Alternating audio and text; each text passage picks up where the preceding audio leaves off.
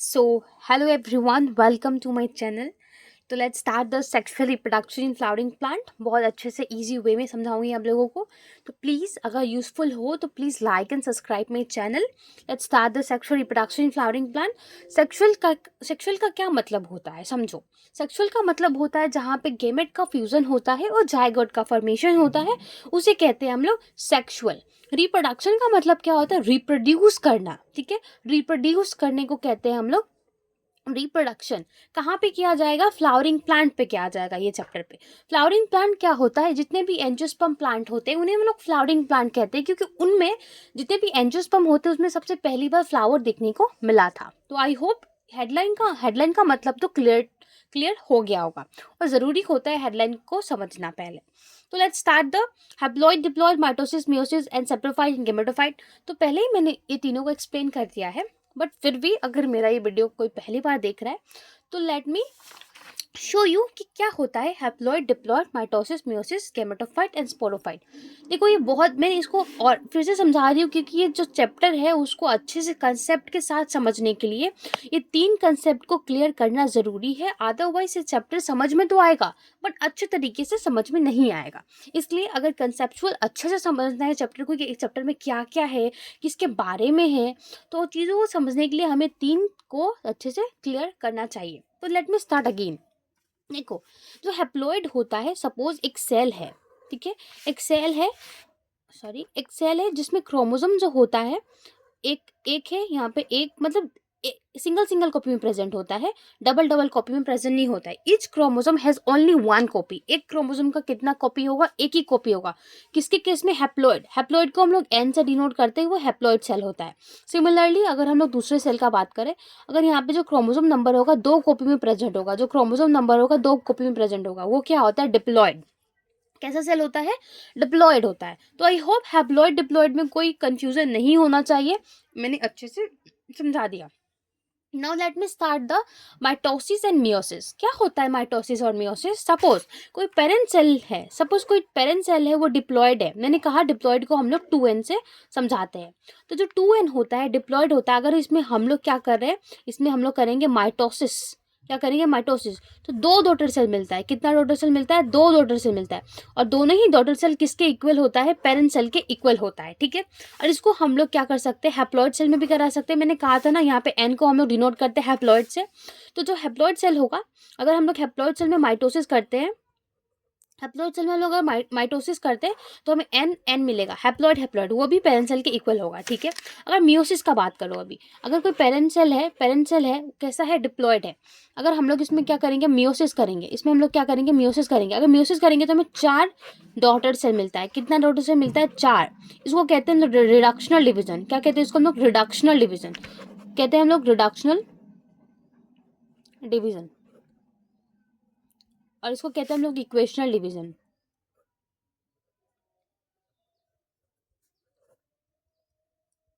कहते हैं इसको हम लोग इक्वेशनल डिवीजन, रिडक्शनल डिवीजन। और ये तो ये कितना डिप्लॉयड सेल में हो गया, बट ये हैप्लॉइड सेल में क्या पॉसिबल है? नहीं, क्योंकि n/2 के फॉर्म में आता है, जो कि हम लोग कंसिडर नहीं करते और ये नहीं होता। n/2 ठीक है। तो ये तो नहीं होता, इसको इसको इग्नोर करो। याद रखना, जितना भी मियोसिस होता है वो डिप्लॉयड सेल में होता है, हैप्लॉइड सेल में नहीं होता। तो मैंने इसलिए इसको समझाया क्योंकि ये बहुत ही बेसिक इंपॉर्टेंट चीज़ है, जो हमें ये चैप्टर को पढ़ने से पहले हम लोग को उसको समझना बहुत ही ज़रूरी होता है, ठीक है।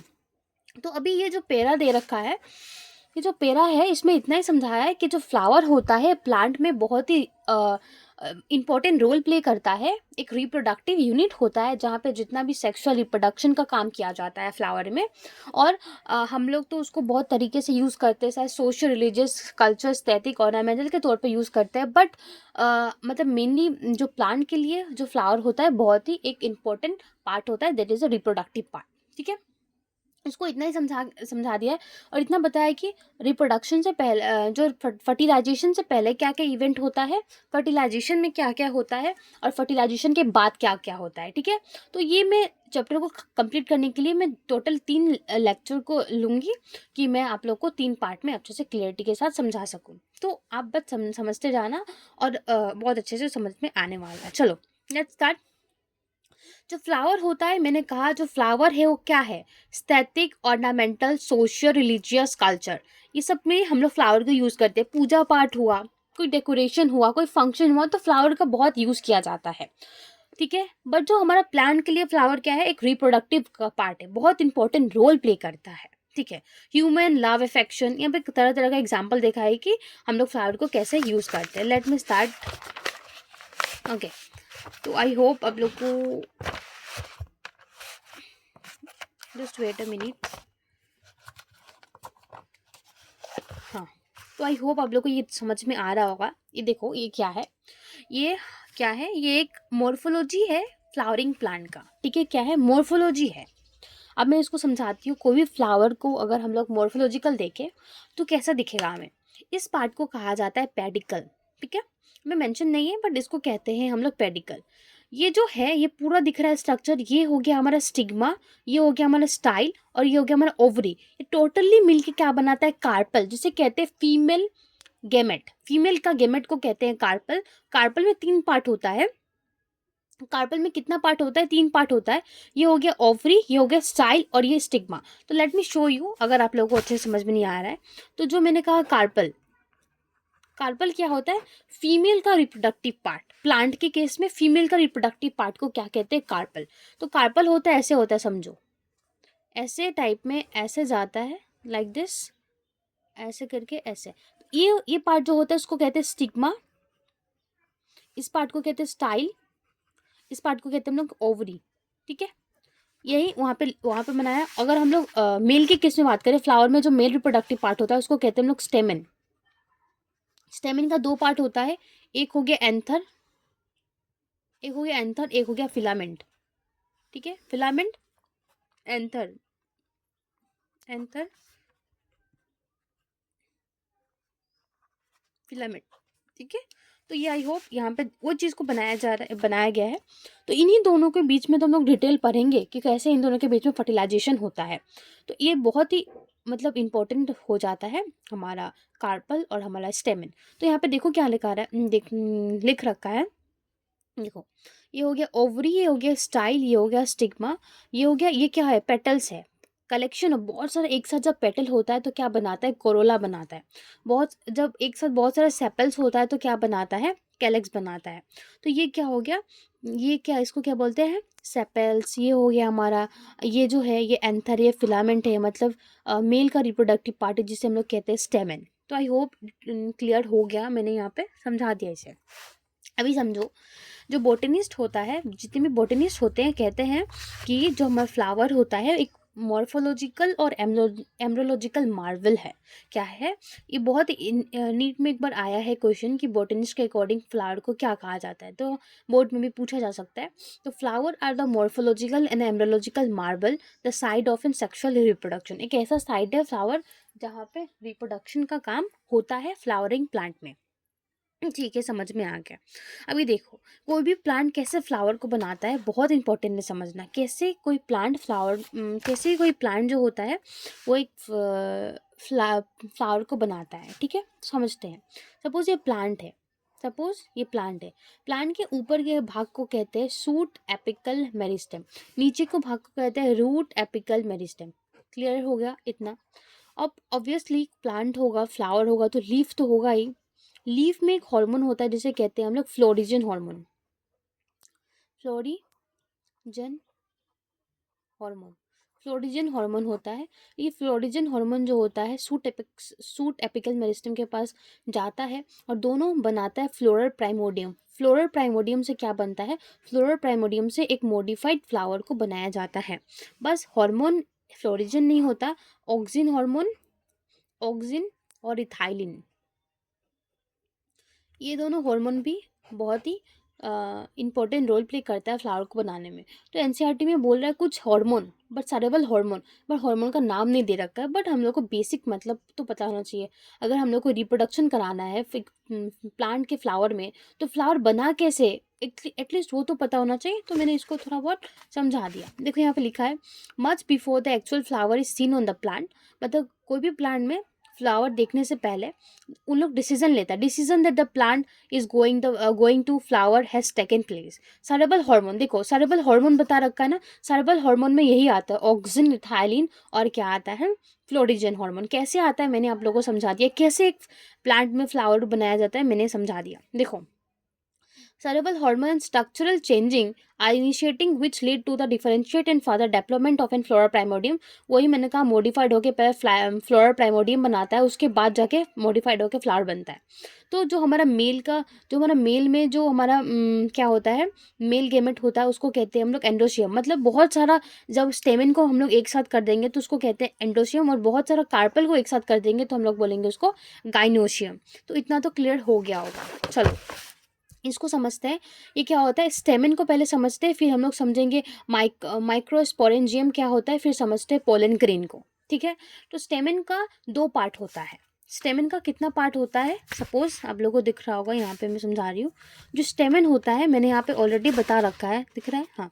जो स्टेमिन होता है 2 पार्ट होता है। कितना पार्ट होता है, 2। एक हो गया एंथर का पार्ट, एक हो गया फिलामेंट का पार्ट। लॉन्ग होता है स्टॉक लाइक स्ट्रक्चर फिलामेंट, और ये हो गया एंथर। किसका पार्ट होता है, स्टेमिन का। स्टेमिन क्या है, male reproductive part, male reproductive part, male reproductive part flower के केस में। ठीक है, तो जो एंथर है फिलामेंट है, हम लोग को समझ में आ गया। अब देखो एंथर को हम लोग डिटेल समझते हैं। जो एंथर होता है, सपोज आई होप क्लियरली दिख रहा होगा, देखो ये हो गया एंथर।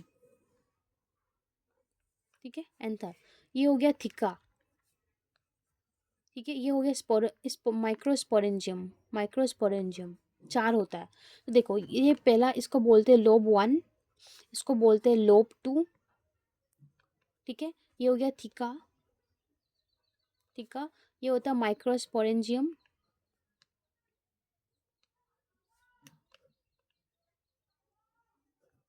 माइक्रोस्पोरेंजियम। माइक्रोस्पोरेंजियम के अंदर बहुत सारे स्पोरोजेनस टिश्यू होता है। वो स्पोरोजेनस टिश्यू क्या बनाता है, पोलन ग्रेन को बनाता है। बहुत सारा स्पोरोजेनस टिश्यू होता है इसके अंदर, इसके अंदर भी होगा, इसके अंदर भी होगा, इसके अंदर बहुत सारा स्पोरोजेनस टिश्यू होता है जो कि क्या बनाता है, पोलन ग्रेन को बनाता है। तो let me discuss from the NCERT. देखो सोर्स फिगर 1.2 ए सोर्स, देखो यहाँ पे क्या दिखा है, 1.2 का है टिपिकल स्टेमिन। स्टेमिन का मैंने कहा था ना, एंथर एक पार्ट होता है, एक होता है फिलामेंट। स्टेमिन का 2 पार्ट होता है। अब देखो मैं एक चीज़ बताती हूँ। जो एंथर है, जो ये फिलामेंट है, वो अगर एंथर के साथ जिस पॉइंट पे जुड़ा है उसको बोलते हैं डिस्टल एंड। ठीक है, और जो हमारा फिलामेंट है थैलेमस के साथ जो एंड पे जुड़ा है उसको बोलते हैं हम लोग प्रॉक्सिमल एंड। समझते हैं यहाँ पे, देखो show the two part of the typical stamen, the long and slender stalk-like structure called the filament, and the terminal generally bilobed structure called the anther. The proximal end of the filament is attached to the thalamus and the petal of the flower. The number and the length of the stamen are variable in the flower of different species। मैंने वही कहा कि जो हमारा stamen होता है उस 2 part होता है। देखो स्टेमिन का 2 पार्ट है, तो हाँ एंथर एक पार्ट है, फिलामेंट है। क्या बोला गया है, long slander stock like structure. Stock like structure मतलब लंबा सा स्ट्रक्चर है, किसका, फिलामेंट का। और क्या है हमारे पास, एंथर है, जो कि टर्मिनल पॉइंट पे होता है। Terminal generally bilobed structure. अब समझते हैं बाइलोब्ड का मतलब क्या होता है। सपोज बाइलोब्ड का मतलब होता है ऐसे, ऐसे किया हुआ बाइलोब, जिसमें 2 लोब हो। ये 1 lobe 2 lobe, bilobe. Bilobe structure ऐसा होता है। ठीक है, इतना याद रख लेना। ठीक है, तो बाइलोब स्ट्रक्चर को बारे में समझा रखा है। फिर हम लोग इसको था, ये नॉट नेसेसरी, ये ज़रूरी नहीं है। फिर यहाँ से समझते हैं टिपिकल एंजियोस्पर्म। जितने भी टिपिकल एंजियोस्पर्म प्लांट होता है, एंथर इज बाइलोब्ड। ठीक है, मैंने बताया बाइलोब्ड क्या होता है। फिर देखो यहाँ पे भी दिखा रखा है, मैं यहाँ पे अगर दिखाऊँ तो ऐसे देखो, ऐसे करके 1 लोब, ऐसे करके 2 लोब, बाइलोब स्ट्रक्चर। ठीक है, ओके।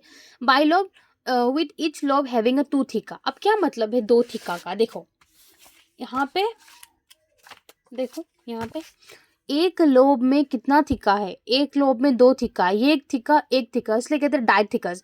हम लोग को ऐसे तो जनरली हम लोग देखेंगे तो 4 थिका है, लेकिन यहाँ पे बताया गया एक लोब में कितना थिका है, एक लोब में 2 थिका है, तो उसको क्या कहेंगे हम लोग, डाइथिकस। ठीक है, तो इसलिए कहा गया डाइथिकस। और फिर कहा गया लॉन्गिट्यूडनल ग्रूव। अब समझते हैं लॉन्गिट्यूडनल ग्रूव क्या होता है। 2 थिका, देखो यहाँ पे अच्छे से दिखेगा आप लोगों को, ये जो डिप्रेशन होता है ना, जो 2 थिका को सेपरेट करता है, जो डिप्रेशन होता है 2 थिका को सेपरेट करता है, उसको बोलते हैं हम लोग लॉन्गिट्यूडनल ग्रूव। 2 थिका को सेपरेट करना, सपोज ये 2 थिका है, उसको सेपरेट कर रहा है, यहाँ पे तो सेपरेट यहाँ से नहीं दिखेगा अच्छे से, सेपरेट कर रहा है, इसको कहते हैं हम लोग, क्या कहेंगे इसको हम लोग, लॉन्गिट्यूडनल ग्रूव। तो यहाँ पे वही दे रखा है, ये डिप्रेशन, ये डिप्रेशन, तो क्या हो गया, longitudinal groove. Runs lengthwise separating the theca, 2 थिका को सेपरेट करता है। ठीक है, ओके।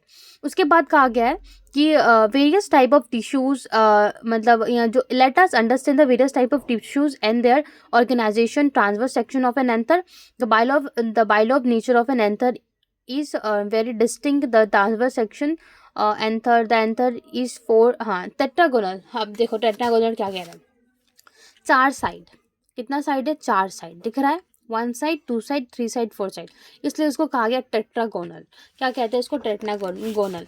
तो यहाँ पे जो भी है, यहाँ पे पहला हमने समझा ही दिया कि एक पहले 2 लोब है। ठीक है, मैं बात करेंगे 1 लोब 2 लोब। ये एंथर को डिटेल, इस पार्ट को डिटेल में समझा रही हूँ, इस पार्ट को डिटेल में समझा रही हूँ। ठीक है, तो ये हो गया हमारा, ये क्या हो गया हमारा, 1 लोब, ये 2 लोब, 1 लोब में 2 थिका, ये थिका, कितना हो गया, 2 थिका, तो उसको कहते हैं हम लोग डाइथिकस। और इसके अंदर मतलब कितना माइक्रोस्पोरेंजियम है, 4, 1 2 3 4, तो क्या कहेंगे, टेट्रास्पोरिजिनेट कहा जाता है।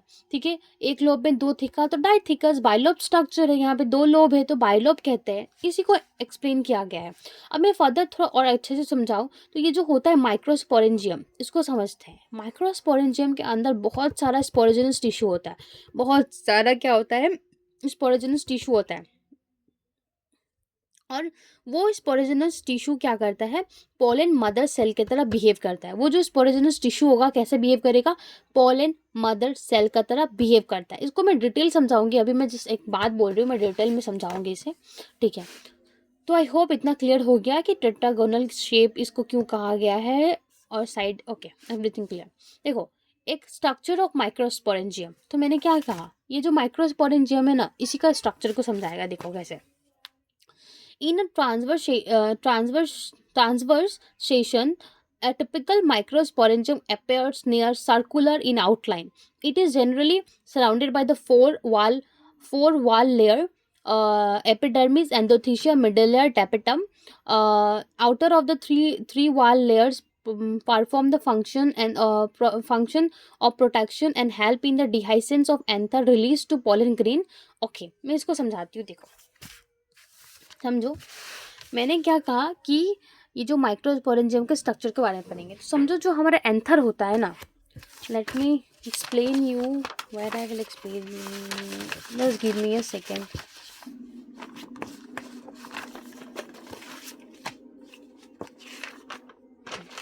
देखो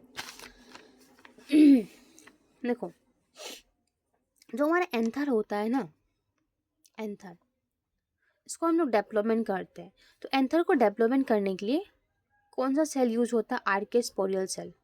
आर्के स्पोरियल सेल, आर्के स्पोरियल सेल क्या करता है, एंथर को डेवलपमेंट करने में हेल्प करता है। कैसे, एक होता है आउटर लेयर बनाता है एंथर का, आउटर लेयर बनाता है एंथर का, और एक होता है हमारा स्पोरोजिनस लेयर बनाता है, स्पोरोजिनस लेयर, स्पोरोजिनस लेयर बनाता है, और आउटर लेयर को क्या करता है, बनाता है। आउटर लेयर में क्या आता है, पहला आता है एपिडर्मिस, एंडोथीशियम,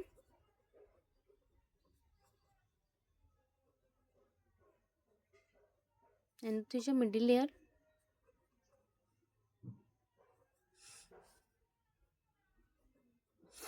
टेपेटम। ठीक है, यही लेयर यहाँ पे है, देखो, endothecium middle layer, epidermis, endothecium middle layer, tapetum. ठीक है, ओके। अब देखो मैं एक डायग्राम के फॉर्म में कैसे समझा रही हूँ। सपोज ये हमारा एंथर, ये हो गया हमारा एंथर सपोज। तो इसका सबसे आउटर लेयर होता है ना, एकदम आउटर ही भाग, सपोज ऐसा करके मैंने एक आउटर लेयर बनाया, इसको बोलते हैं एपिडर्मिस। फिर आता है एकदम आउटर लेयर, ऐसे बनता है आउटर लेयर, फिर एक बनता है एपिडर्मिस, फिर बनता है एंडोथीशियम, फिर बनता है मिडिल लेयर, फिर बनता है टेपिटम। ऐसे करके मतलब इसको बनाया जाता है। इसका जो भी काम होता है बाहरी होता है, मैंने ऐसे दिखाया। तो मतलब बेसिकली यहाँ पे वही समझाया है, उसका लेयर होता है। और 3 लेयर क्या होता है, 3 लेयर किसका काम करता है, 3 लेयर प्रोटेक्शन का काम करता है। और किसका, डिहाइसेंस। डिहाइसेंस का मतलब होता है एंथर को फटने में हेल्प करता है और उस एंथर से पोलन ग्रेन रिलीज करने में हेल्प करता है। ठीक है, तो हमें इतना समझ में आ गया। और यहाँ पे बताया गया है कि कैसे जो हमारा स्पोरोजिनस टिश्यू भरा होता है जो माइक्रोस्पोरेंजियम के अंदर, वो कैसे उसका फंक्शन होता है। तो अब बात करते हैं अब माइक्रोस्पोरेजेनेसिस का। तो माइक्रोस्पोरेजेनेसिस एक प्रोसेस होता है जहाँ से पोलन मदर सेल से हम बनाते हैं माइक्रोस्पोर्स। कैसे बनता है माइक्रोस्पोर्स पोलन मदर सेल से, let me discuss about it. देखो, as the anther develop the cell of the sporogenous tissue undergoes mitotic division. कह रहा है कि जो यहाँ पे जो देखने मिला था हमें, कहाँ है, ओके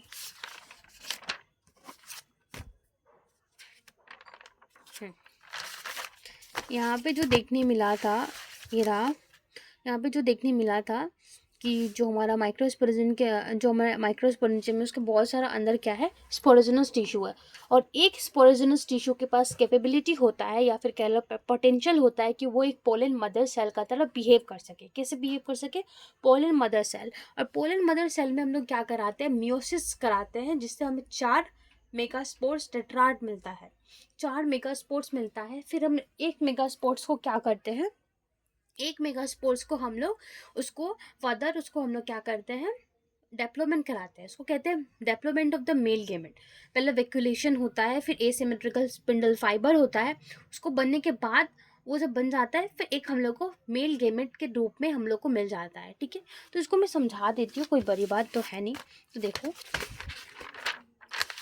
देखो, तो मैंने कहा कि ये कुछ लेयर को बनाया और यहाँ पे स्पोरोजिनस टिश्यू। देखो अब ये जो ये तीनों जो होता है, ये प्रोटेक्शन का काम करता है। और किसका काम करता है, एंथर को फटने में हेल्प करता है जहाँ से पोलन ग्रेन रिलीज हो सके।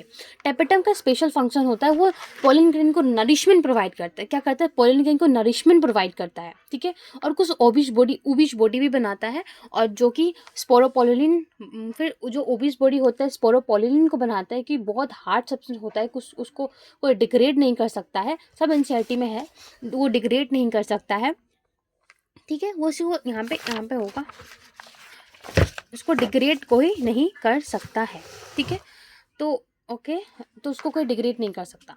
फिर कहते हैं कि जब हम लोग उसमें उसका डेवलपमेंट करते हैं किसी भी एक एंजियोस्पर्म का, तो किसी भी एंजियोस्पर्म में हम लोग अगर डेवलपमेंट करते हैं तो कैसे उसका रोल होता है। देखो यहाँ पे, देखो मैंने जो लेयर को बताया, देखो ये होता है कनेक्टिव, कनेक्टिव इसको बोलते हैं, जिसमें से हम लोग को पानी और मतलब ऑक्सीजन इसके अंदर आता है।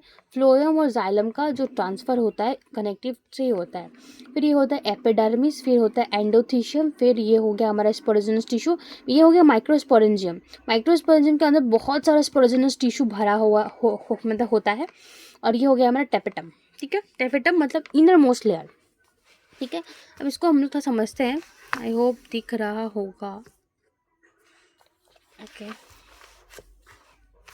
देखो, as each cell of the sporogenous tissue is capable of giving rise to the microspores tetrad। मैंने कहा कि एक जैसे कि मैं इसके अंदर दिख रहा है, जो ये है माइक्रोस्पोरेंजियम, इसके अंदर क्या मैंने कहा, बहुत सारा स्पोरोजिनस टिश्यू है, बहुत सारा स्पोरोजिनस टिश्यू है। तो जो बहुत सारा स्पोरोजिनस टिश्यू है, उसके पास एक टिश्यू के पास, हर एक टिश्यू के पास कैपेबल होता है कि वो एक पोलन मदर सेल बना सके। क्या बना सके, पोलन मदर सेल को बना सके। तो देखो, पोलन मदर सेल को बना सके, तो यहाँ पे वही लिखा है, capable of giving rise to the pollen microspores tetrad, each one is a potential. एक के पास ऐसा, हर एक के पास उसके पास पोटेंशियल है कि वो पोलन मदर या फिर माइक्रोस्पोर्स मदर सेल का तरह बिहेव कर सके। The process of formation of microspores from a pollen mother cell, जिसको कहते हैं हम लोग PMC, pollen mother cell. Through the meiosis, it is called the microsporogenesis. तो माइक्रोस्पोरोजेनेसिस क्या होता है? एक प्रोसेस होता है जहाँ से हम लोग क्या करते हैं, पोलन मदर सेल से हम लोग क्या बनाते हैं, माइक्रोस्पोर्स बनाते हैं. उस प्रोसेस को कहते हैं माइक्रोस्पोरोजेनेसिस. मैं यहाँ पे लिखा था microspores as the are formed are arrange in the cluster of an 4 cells. मतलब एक दूसरे से जुड़ा होता है. Microspores tetrad as the anther matures dehydrate and microspores dissociate from each other and develop into the pollen grain. Inside each microsporangium several thousands of microspores of pollen grain are formed. बहुत बहुत pollen grain बनता है. And with the dehiscence of anther. और क्या करता है, हमारा जो पोलन एंथर होता है वो डिहाइसेंस करता है. डिहाइसेंस का मतलब होता है फटता है और उधर से पोलन ग्रेन निकलता है. और पोलन ग्रेन बना कैसे हम लोग को समझ में आना चाहिए. मैंने जो कहा कि माइक्रोस्पोरोजेनस जो बहुत भरा हुआ है, माइक्रोस्पोरोजेनस के अंदर जो हमारा माइक्रोस्पोरोजेनस टिश्यू भरा हुआ है, हर एक टिश्यू के पास कैपेबिलिटी होता है कि वो एक पोलन मदर सेल की तरह बिहेव कर सके. और पोलन मदर सेल की तरह बिहेव कर सके, उधर हम लोग क्या करते हैं, वो मियोसिस करने के बाद हमें 4 माइक्रोस्पोर्स टेट्राड मिलता है. ठीक है, अब देखो समझते हैं यहाँ पे. देखो, लेट मी शो यू, नहीं तो आप लोग को अच्छे से समझ में नहीं आएगा. Let me show you.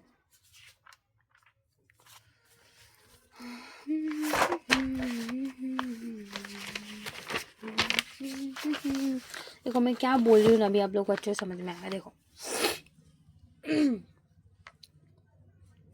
जो आर्केस्पोरियल सेल था वो तो आउटर लेयर बना दिया. आउटर लेयर के बारे में हम लोग एनसीईआरटी से पढ़ लेंगे.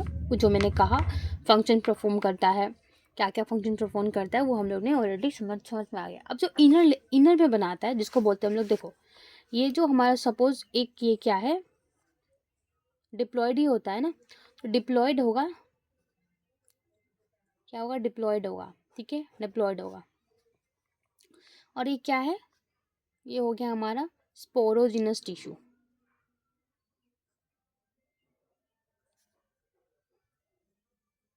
क्या है, स्पोरोजिनस टिश्यू. और not sporogenous tissue, sorry, it should not sporogenous tissue. Sporogenous tissue कैसे कहेंगे, नहीं कह सकते. ये डिप्लॉयड सेल है तो इसको हम लोग कहेंगे pollen mother cell. Pollen mother cell क्या है, पोलन मदर सेल है. ठीक है, तो पोलन मदर सेल इसको कहेंगे. ठीक है, अभी इसमें क्या होता है, हम लोग कराते हैं मियोसिस. क्या करेंगे, मियोसिस. तो हम लोग को पता है 4 तो मिलेगा ही. हम लोग ने पहले प्रोसेस मैंने समझाया था ना, यही इसीलिए समझाया था मैंने कि बहुत ज़रूरी है, समझ लो. ये एन एन एन ये होगा माइक्रोस्पोर्स. माइक्रोस्पोर्स, ठीक है, माइक्रोस्पोर्स बन गया. अब इसमें से एक को हम लोग निकालते हैं. एक को निकाल के इसमें हम लोग डेवलपमेंट करवाते हैं. क्या करेंगे, डेवलपमेंट. अब देखो कैसे होता है. सपोज ये क्या है, ये हमारा सपोज सेल वॉल है. ये हो गया प्लाज्मा मेम्ब्रेन, साइटोप्लाज्म, न्यूक्लियस. ठीक है, ये एक मेगास्पोर्स हो गया. इट शुड बी माइक्रोस्पोर्स हो गया. कैसा हो गया, हैप्लॉइड. हैप्लॉइड हो गया. अब इसमें पहला स्टेज में क्या होता है, वैक्यूलेशन. क्या होता है, वैक्यूलेशन.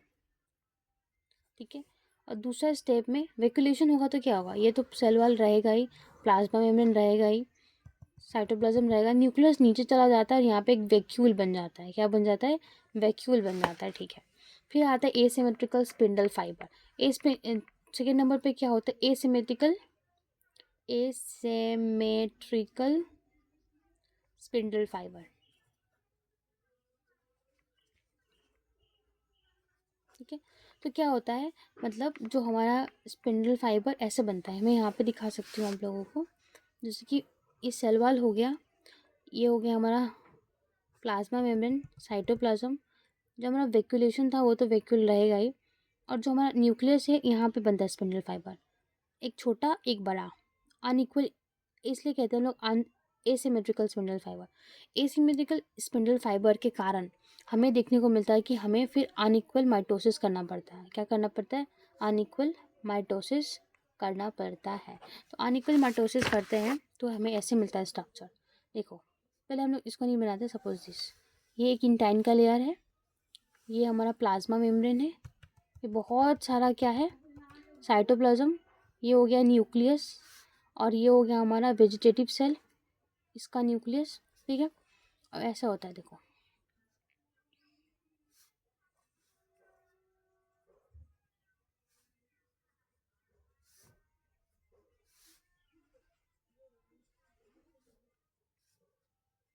देखो, इसको बोलते हैं हम लोग एक्साइन। एक्साइन बहुत ही हार्ड होता है। इस जगह में एक्साइन प्रेजेंट नहीं होता, इसलिए इसको कहते हैं हम लोग जम्पोर। जहाँ पे एक्साइन प्रेजेंट नहीं होता उसको कहते हैं हम लोग जम्पोर। और ये क्या हो गया? ये हो गया हमारा एक्साइन, ये हो गया इंटाइन, इंटाइन, ये हो गया हमारा plasma, no this one, plasma membrane,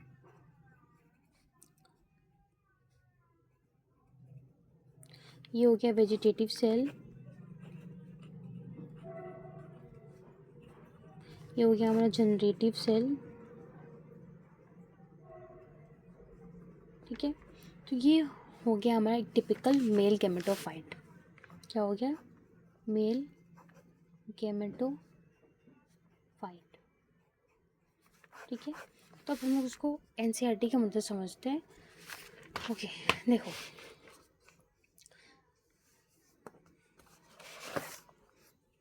देखो क्या कह रहा है यहाँ से, शायद, हाँ चलो यहाँ से समझते हैं। Pollen grain are generally spherical. Spherical, देखो यहाँ से पोलिन ग्रेन समझ, इसी को मेल गैमेटोफाइट को, यही है पोलिन ग्रेन। यही क्या है? Pollen grain. Pollen grain. ठीक है, तो अब यहाँ पे जो इसका जो शेप दिख रहा है स्पेरिकल दिख रहा है ना, इसलिए हम लोग यहाँ पे कह रहे हैं pollen grain are generally spherical, measuring about 25 to 50 micrometre in diameter. Diameter में कितना होता है? 25 से 50 micrometre. Micrometre means 10⁻⁻6 metre.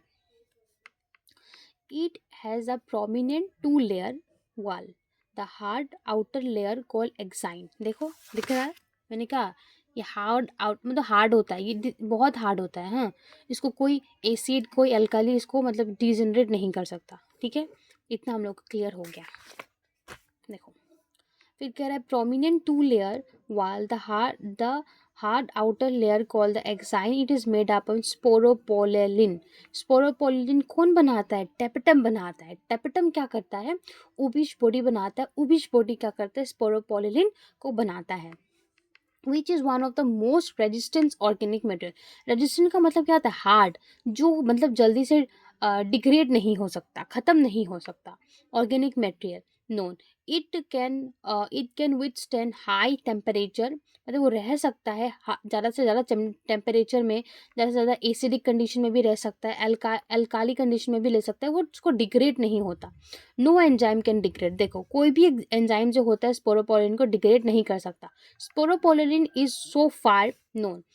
Pollen grain exine has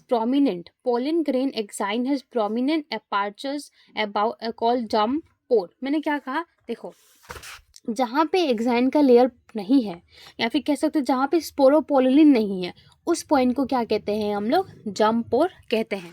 okay, तो जम्प पोर समझ में आ गया। वेयर स्पोरोपोलिन इज एब्सेंट, जहाँ पे स्पोरोपोलिन एब्सेंट है, या फिर कह दो जहाँ पे एक्साइन एब्सेंट है। ठीक है, pollen grain are well preserved as fossil because of the presence of the sporopollenin. मतलब वो एक फूसिल के तौर पे भी इसको प्रिजर्व किया जाता है क्योंकि उसके पास क्या होता है? स्पोरोपोलिन होता है।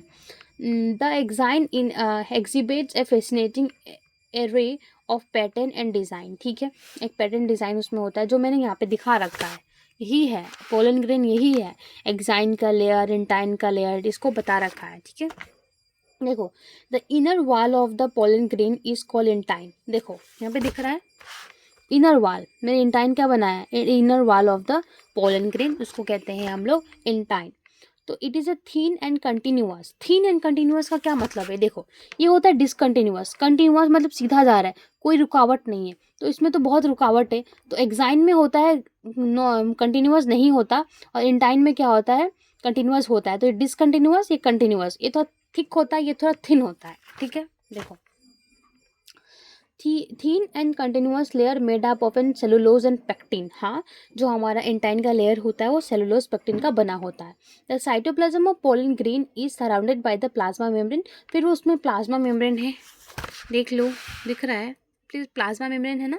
देखो ज़्यादा अच्छे से, मतलब डायग्राम के मदद से ज़्यादा बेटर समझ में आता है as compare to reading and ऐसे बोलना और लिखना, मतलब पढ़ना अलग होता है, और थोड़ा डायग्राम से हमें बहुत ज़्यादा हेल्प होता है। और बायोलॉजी में क्या होता है, बेसिकली बायोलॉजी में अगर हमें अच्छे से पढ़ना है तो डायग्राम समझना चाहिए और डायग्राम को बनाना चाहिए हर चीज़ में, ठीक है।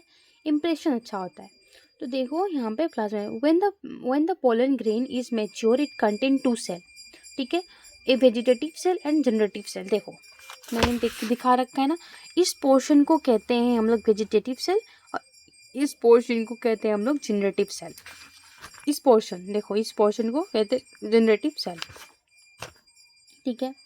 The vegetative cell is bigger, अरे हम लोग को तो पता है, डायग्राम से समझ में आ रहा है कि बड़ा है, ये छोटा है, इसमें ज़्यादा फूड रिजर्व हो सकता है, इसमें कम हो सकता है, इसका न्यूक्लियस इरेगुलर होता है, बड़ा होता है, इसका न्यूक्लियस छोटा होता है, ठीक है। वो तो डायग्राम से हमें समझ में आ गया। देखो, the vegetative cell is bigger as evident food reserve and a large irregular shape nucleus. The generative cell is a small floats in the cytoplasm of a vegetative cell. It is a spindle shaped with a dense cytoplasm and the nucleus. It is over 60% angiosperms. हाँ, यहाँ पे तो मैंने जो diagram के मदद से समझाया वही है। अभी हम लोग समझाते हैं कि 60% का क्या बोल रहे हैं यहाँ पे। देखो, जितने भी एंजियोस्पर्म्स होते हैं, आई होप दिख रहा होगा, देखो जितने भी एंजियोस्पर्म्स होते हैं, एंजियोस्पर्म में 60% एक ऐसा एंजियोस्पर्म होता है और 40% एंजियोस्पर्म में क्या होता है, 60% में दो सेल स्टेज में, क्या, दो सेल स्टेज में पोलन फट जाता है, सॉरी एंथर फट जाता है और पोलन रिलीज हो जाता है। और 40% में थ्री सेल स्टेज में क्या होता है, एंथर क्या करता है, डिहाइसेंस करता है और क्या होता है, पोलन का रिलीज होता है, ठीक है। उसी को कहा गया है। देखो, इन over 60% of the angiosperm, 60% angiosperm ऐसे होते हैं जो पोलन ग्रेन जो शेड मतलब शील्डिंग इफेक्ट, ठीक है। टू सेट्स मतलब शील्डिंग इफेक्ट का मतलब ही होता है कि पोलन ग्रेन जब मैच्योर हो, एंथर जब मैच्योर हो जाता है तो उसमें से कब पोलन ग्रेन निकलता है, तो वहाँ पे 2 सेल में भी निकल सकता है, 3 सेल में भी निकल सकता है। तो यहाँ पे वही कह रहा है कि जो 60% एंजियोस्पर्म होते हैं उसमें 2 सेल में निकलता है, और जो 40% रिमेनिंग 40% जो है जनरेटिव सेल डिवाइड्स माइटोटिकली, मतलब उसमें माइटोसिस होता है to give rise the two male cell. मतलब जो हमारा जनरेटिव सेल होता है, ये सेल ना फर्दर डिवाइड करता है, उसमें माइटोसिस होता है और क्या मिलता है, 2 मेल गैमेट मिलता है। तो यहाँ पे तब तब भी हम लोग का क्या होता है, तब भी हमारा शील्डिंग इफेक्ट देखने को मिलता है। Gametes before pollen grain are three cell stage. Okay, pollen grains of many species causes cerebral allergies. पोलन ग्रेन से हमें कुछ एलर्जीज होता है, जैसे कि ब्रोंकाइटिस प्रॉब्लम, और एक होता है अस्थमा। ब्रोंकाइटिस अस्थमा को हम लोग क्या बोलते हैं, हे फीवर, ठीक है। तब some people often leading to the chronic respiratory disease asthma bronchitis problem. It may be mention that the parthenium को हम लोग कहते हैं कैरट ग्रास। कैरट जो ग्रास होता है that come in India as contaminant with import of wheat. मतलब हम लोग का जो इंडिया में पहले कैरट ग्रास नहीं था, जब हम लोग व्हीट को लेके आ रहे थे तभी हमारे साथ कैरट ग्रास भी आ गया एक कॉन्टामिनेंट की तरह, और वो बहुत ही पोलन एलर्जी कॉज करता है। Has become ubiquitous ubiquitous in occurrence and causes pollen allergy। और क्या होता है, पोलन एलर्जी कॉजेज करता है। ओके, तो यहाँ पे वही है। अब देखो, जो हमारा पोलन ग्रेन होता है वो न्यूट्रिशन में रिच होता है, तो उससे हम लोग टेबलेट बनाते हैं और एथलीट भी लेते हैं फॉर द एनर्जी। फिर आता है न्यूट्रिशन के लिए, फिर आता है रेस हॉर्सेस भी यहाँ पे बताया गया है। फिर कहा गया है जो पोलन वायबिलिटी क्या होता है, पोलन बैंक क्या होता है। यहाँ पे जो है पोलन वायबिलिटी और पोलन बैंक को समझाया गया है। पोलन वायबिलिटी का मतलब होता है, सपोज कोई एंथर से पोलन ग्रेन निकल गया है, ठीक है, तो उसका कितना टाइम पीरियड है कि वो पोलन ट्यूब जाके बना सकता है और पोलिनेशन कर सकता है। तो कुछ जो सीरियल्स फैमिली के जो मेंबर्स होते हैं, जैसे कि राइस हो गया, व्हीट हो गया, मेज हो गया, उसमें 30 मिनट का उनका वायबिलिटी होता है, टाइम पीरियड होता है कि वो जाके पोलन ट्यूब बना सकते हैं। बट जो हमारा और दूसरा होता है, जैसे सोलेनेसी फैमिली हो गया, लेग्वेसी फैमिली हो गया, और भी कुछ कुछ है फैमिली, हम लोग पढ़ेंगे एनसीईआरटी में। तो उसमें क्या होता है, सर्वाइवल मंथ तक, कुछ महीनों तक उसमें जो पोलन ग्रेन होता है उसका वायबिलिटी को देखा गया है। ठीक है, अभी पोलन बैंक क्या होता है वो भी समझा दो। तो देखो, हम लोग कुछ भी स्टोर करते हैं ना, तो ऐसे ही उसको पोलन ग्रेन को कहा गया कि हम लोग पोलन ग्रेन को भी स्टोर कर सकते हैं, इसलिए पोलन बैंक कहते हैं उसे। तो पोलन बैंक मतलब पोलन ग्रेन को हम लोग स्टोर कर सकते हैं -196 डिग्री सेल्सियस में, नाइट्रोजन टेम्परेचर में। उसको कहते हैं हम लोग कार्यो प्रिजर्वेशन। तो यहाँ पे कार्यो प्रिजर्वेशन आई होप मेंशन नहीं है, बट इसको कहा जाता है कार्यो प्रिजर्वेशन। तो let me discuss about it. Once we when once they are shed, मतलब जब वो शेड हो जाता है, pollen grains have to land on the stigma. तो पोलन ग्रेन्स क्या करता है, स्टिग्मा के ऊपर आता है before they lose viability. Viability खत्म होने से पहले आता है, मतलब वायबिलिटी मतलब टाइम पीरियड खत्म होने से पहले क्या करता है, वो आता है। तो if they have to bring about the fertilization, how long do you think that pollen grain retain viability, मतलब कब तक उनका वायबिलिटी रह सकता है, तुम बताओ, ऐसे पूछ रहा है। तो कह रहा है the period of which the pollen grain remains viable in highly variable and some extent depend on the prevailing temperature and humidity। किस पे डिपेंड करता है, टेम्परेचर, कहाँ का टेम्परेचर कैसा है, ह्यूमिडिटी कैसा है, उस पर डिपेंड करता है कि वो कितना टाइम तक वायबिलिटी उसका रह सकता है। कह रहा है कुछ जो सीरियल्स फैमिली के मेंबर्स होते हैं, जैसे मैंने कहा था राइस, व्हीट, मेज, इसमें क्या होता है, 30 मिनट में वायबिलिटी, 30 मिनट तक टाइम पीरियड होता है, वायबिलिटी होता है। और जो होता है रोजेसी फैमिली, लेग्यूमिनासी और सोलेनेसी, इसमें सेरेबल मंथ्स तक देखा गया है। अब पोलन बैंक क्या होता है, जैसे कि you have been heard heard of storing the semen semen sperms of many animals including human. तो हम लोग देखते हैं जो ह्यूमंस का जो सीमन होता है उसको हम लोग कलेक्ट करके रख सकते हैं, वैसे ही पोलन ग्रेन में हम लोग पोलन ग्रेन को कलेक्ट करके रख सकते हैं। कहाँ पे, -196 डिग्री सेल्सियस पे उसको हम लोग रख सकते हैं। As such stored pollen can be use as a pollen bank. उसको हम लोग पोलन बैंक के तौर पे यूज बोलते हैं उसको। Similar to seeds banks, a crop breeding program. तो वही है, उसको -196 डिग्री पे उसको हम लोग क्या कर सकते हैं, स्टोर कर सकते हैं। बस यहाँ तक आज रहने देते हैं, रहने देते क्या मतलब, ये भी लेक्चर में यहाँ तक है। फिर हम लोग बाद में क्या कहेंगे, क्या स्टार्ट करेंगे, क्या पिस्टल, मतलब जो हमारा फीमेल रिप्रोडक्टिव पार्ट होगा फ्लावर का, उसको स्टार्ट करेंगे। तो इफ़ यू लाइक इट, अगर आप लोगों को पसंद आया या फिर आप लोगों को थोड़ा भी यूज़फुल लगा ये वीडियो देख के, तो please let me know in the comment section, या फिर आप सब्सक्राइब कर दो, लाइक कर दो, बताओ कि हाँ, कि थोड़ा और अच्छे से, या फिर कुछ भी मुझे मतलब अगर मॉडिफाइड करना हो तो यू कैन टेल मी। और प्लीज़ लाइक करें, सब्सक्राइब करें और शेयर करें। Thank you so much for watching.